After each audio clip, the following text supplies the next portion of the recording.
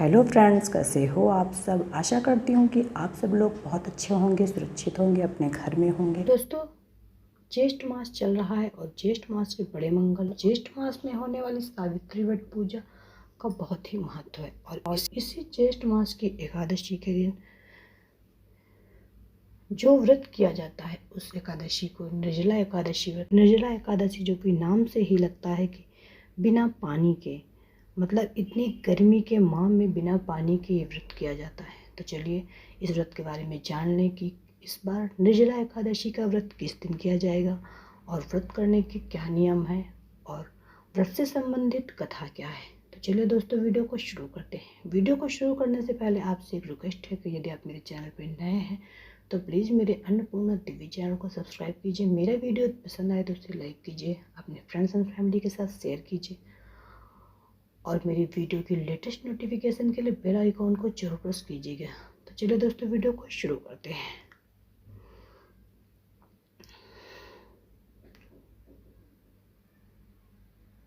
ज्येष्ठ मास के शुक्ल पक्ष में पड़ने वाली निर्जला एकादशी का व्रत रखने से वर्ष भर की एकादशियों का फल ऋषि वेद व्यास ने महाबली भीम को स्वयं बताया था। इसका महात्म्य जानिए। निर्जला एकादशी व्रत कथा। प्रत्येक वर्ष ज्येष्ठ मास की एकादशी तिथि को निर्जला एकादशी का व्रत किया जाता है। इस बार 21 जून 2021 सोमवार के दिन निर्जला एकादशी का व्रत किया जाएगा। निर्जला एकादशी का व्रत अत्यंत कठिन होता है। व्रत आरंभ करने के बाद अगले दिन पारण तक पानी पीना वर्जित माना जाता है। वैसे तो वर्ष की सभी एकादशी तिथि का अपना अलग महत्व रखता है, लेकिन निर्जला एकादशी का विशिष्ट महत्व बताया गया है। इस व्रत को करने के सभी एकादशियों के फल की प्राप्ति हो जाती है। धार्मिक मान्यता के अनुसार निर्जला एकादशी का व्रत नियम और निष्ठा के साथ रखने से मनुष्य को जीवन में सुख और यश की प्राप्ति होती है और इस जन्म के बाद मोक्ष भी मिलता है। इस एकादशी को भीमसेन या पांडव एकादशी के नाम से भी जाना जाता है। इस व्रत का महात्म्य स्वयं ऋषि वेद व्यास ने बताया था। तो चलिए जानते हैं निर्जला एकादशी करने के लिए कौन कौन सी सामग्री की आवश्यकता होती है। एकादशी की पूजा करने के लिए भगवान विष्णु जी का चित्र, पुष्प, नारियल, सुपारी, फल, लौंग, धूप, दीप, घी, पंचामृत, अक्षत, तुलसी दल, चंदन, मिष्ठान। दोस्तों, निर्जला एकादशी का व्रत करने के लिए सुबह जल्दी उठकर स्नान आदि से निवृत्त हो जाएं। घर के मंदिर में दीप प्रज्वलित करें। भगवान विष्णु का गंगा जल से अभिषेक करें। भगवान विष्णु को पुष्प और तुलसी दल अर्पित करें। अगर संभव हो तो दिन भर व्रत भी रखें। भगवान की आरती करें। विष्णु भगवान को भोग लगाएं। इस बात का विशेष ध्यान रखें कि भगवान को सिर्फ सात्विक चीज़ों का भोग लगाया जाना चाहिए। भगवान विष्णु के भोग में तुलसी को जरूर शामिल करें। ऐसा माना जाता है कि बिना तुलसी के भगवान विष्णु भोग ग्रहण नहीं करते हैं। इस पावन दिन भगवान विष्णु के साथ ही माता लक्ष्मी की भी पूजा करनी चाहिए।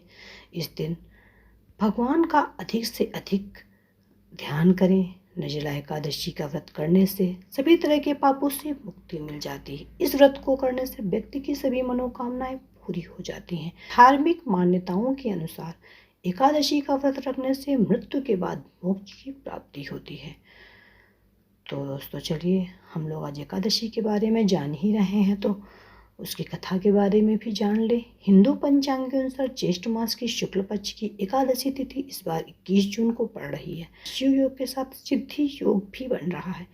शिव योग 21 जून को शाम 5:34 तक रहेगा। इसके बाद सिद्धि योग लग जाएगा। एकादशी तिथि 20 जून को 4:21 पर लग जाएगी शाम को। एकादशी तिथि समाप्त होगी 21 जून को 1:30 बजे। पारण अर्थात व्रत तोड़ने का समय होगा 22 जून को 5:24 सुबह से 8:12 तक।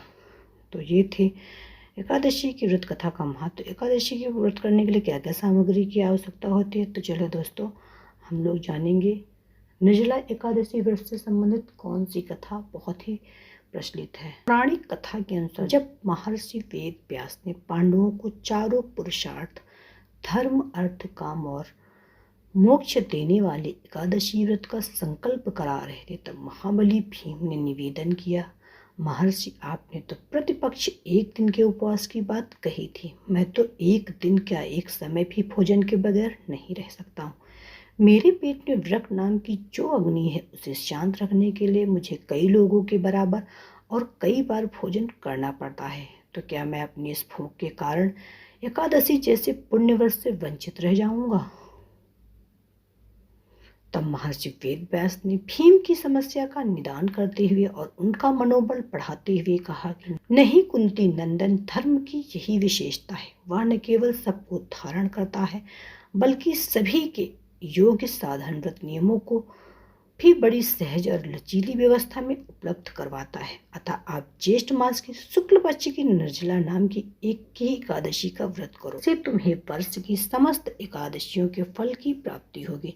निस्संदेह तुम इस लोक में सुख, यश और प्राप्त कर मोक्ष लाभ प्राप्त करोगे। इसी तरह से महर्षि वेदव्यास के आश्वासन पर वृकोदर भीमसेन ने भी इस एकादशी का विधिवत व्रत करने के लिए सहमत हो गए।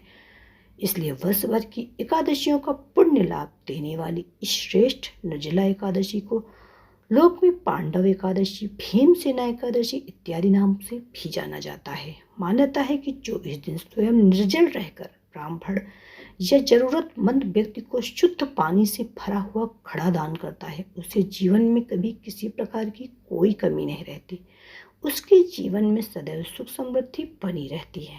तो दोस्तों, ये थी ज्येष्ठ मास के शुक्ल पक्ष की एकादशी को किए जाने वाले निर्जला एकादशी व्रत की कथा। हम आपको इसी तरह तथ्यपरक कथा कहानी आगे भी बताते रहेंगे।